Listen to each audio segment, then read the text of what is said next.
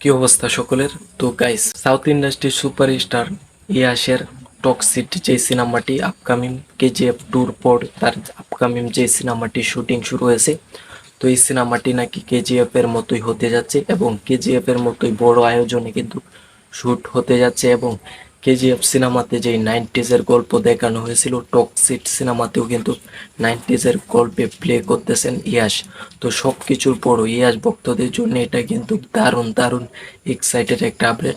ইতিমধ্যে কেজিএফ টুর পর কিন্তু টক্সিক সিনেমার অ্যানাউন্সমেন্ট করে কেজিএফ খ্যাত নায়ক রকি রকি কিন্তু এখন ভাইরাল। রকি নামটা কিন্তু একটা ব্যান্ড হয়ে পড়ে কেজিএফ এর পর। তো গাইস, রকি ইতিমধ্যে কিন্তু টক্সিক সিনেমার যেটা আছে এটাতে কিন্তু ইতিমধ্যে শ্যুট শুরু হয়ে গেছে, অনেক দিন হয়েছে। এখন পর্যন্ত কিন্তু 1000 লোক নিয়ে কিন্তু এই সিনেমা শ্যুট এবং এই সিনেমার শ্যুট চলতেছে।